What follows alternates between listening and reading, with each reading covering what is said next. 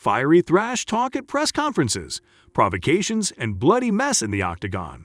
Nate Diaz knows how to do the show and fits perfectly into the UFC culture. Despite the outrageous image, Diaz is the perfect athlete who strictly monitors nutrition, training, and health. Hello fighters, with you MMA Iron Channel.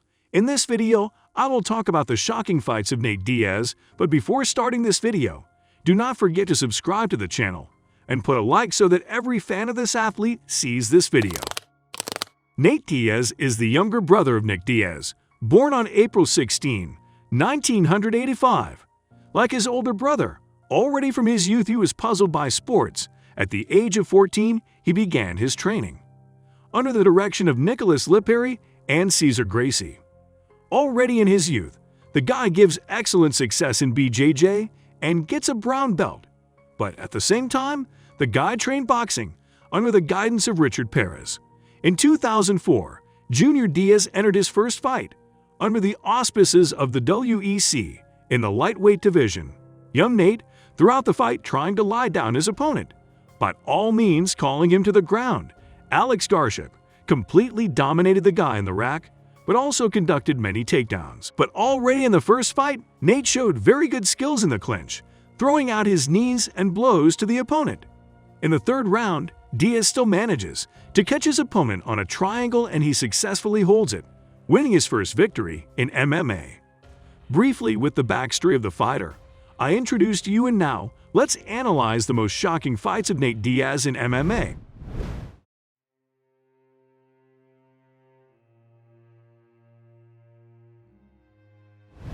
After winning the featherweight title, Conor McGregor, who had already turned into a UFC superstar, decided to move up to the lightweight division to try to take the belt from then 155-pound champion Rafael dos Anjos.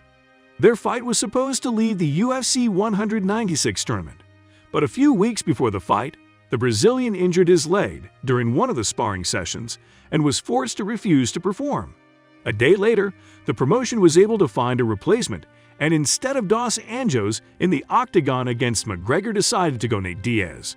Due to the fact that the Stockton native took the fight on short notice and did not have time to bend the weight to the limit of the lightweight division, it was decided to hold the fight in the frame of the ex-welterweight division.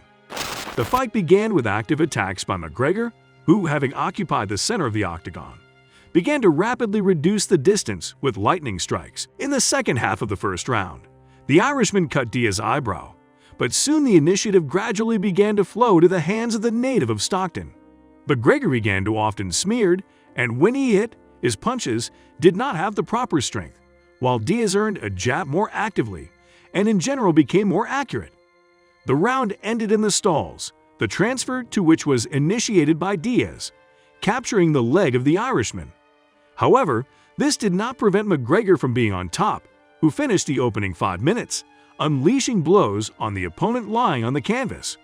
In the second round, Conor began storming Diaz again, shattering Nate's face violently, but a few minutes later McGregor was shaken by his opponent's juice.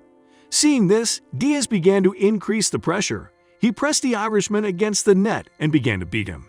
McGregor, freed from the clinch, in turn responded with a good combination, and then threw himself at Diaz's feet in despair. There, the exhausted Irishman was unable to resist and was caught in a chokehold, suffering his first defeat under the auspices of the UFC.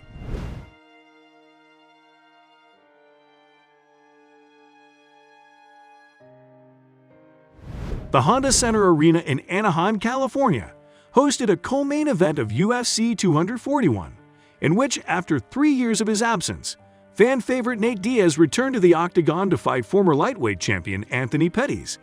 Nate began to press Pettis to the net from the opening seconds, clinching him and delivering many of his trademark short punches pokes on a slightly confused opponent. Pettis snapped rare counterattacks, but Diaz's punches were nothing. He just went at the former champion and beat non-stop. Already in the first round, Nate managed to transfer Pettis to the canvas, where he immediately took his back and tried to strangle his opponent, but Anthony managed to defend himself while spending a lot of strength. From the second 5 minutes, Diaz began to build up his advantage, as if not experiencing any fatigue, while Pettis breathed heavily and moved the octagon. On several occasions, Nate came close to finishing an exhausted opponent, especially when Pettis missed a lot of knee kicks from him. But Anthony still persevered. At the end of the fight, the fighters gave a real fight in Brazilian Jiu-Jitsu, trying to catch each other on pain or choke. The result of the fight was a confident victory of the American by decision of the judges.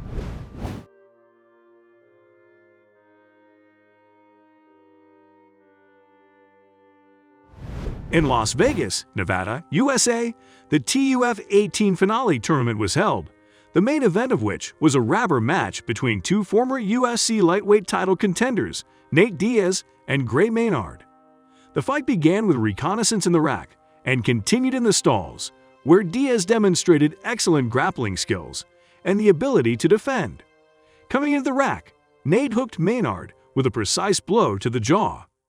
Furthermore, like a one-sided beating, actually being in a standing knockdown, Gray desperately tried to escape and recover, but only missed more and more punches, forcing the referee to stop the fight.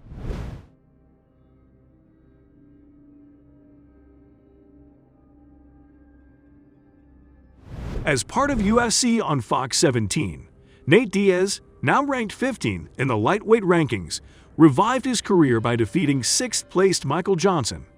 The first round was a fairly cautious shootout. Both fighters were hesitant to trade. Johnson had many more kicks, while Nate's successes were mostly from direct punches to the head if the first 5 minutes went rather with Johnson's advantage. Then Diaz was better in the second and third rounds. Thanks to his advantage in boxing technique and arm span, he managed to deliver more accurate punches. Judges' final score: 29-28 Diaz.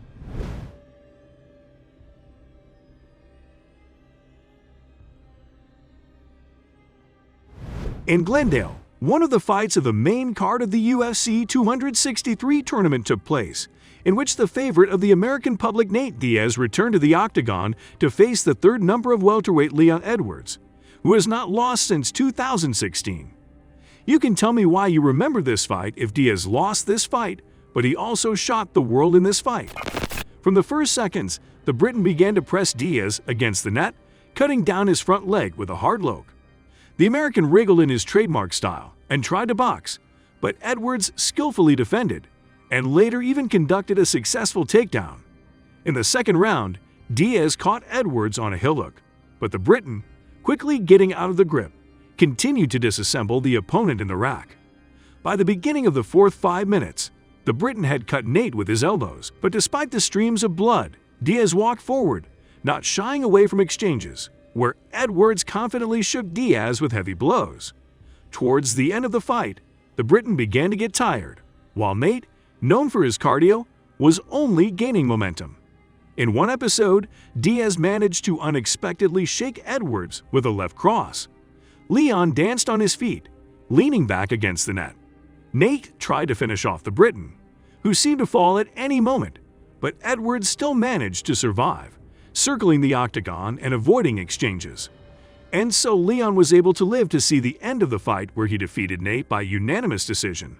But the fact that Nate was able to shake the top 5 of the welterweight division is only respect. The rumors of your brother coming back, how happy are you to have the Nate Diaz Army and the Nick Diaz Army fighting this year? Yeah, it's good that the world's moving again. And shit's getting back to normal. So if my brother's around me, that's the best thing that could happen. That's the greatest fighter of all time, as far as I'm concerned. So whenever he's going to make that move, and whenever they want to make that move and make something big with him,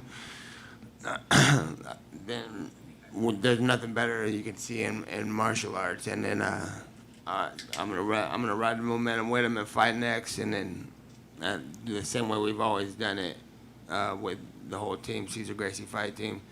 So if that's gonna happen, I think that's the best news for MMA.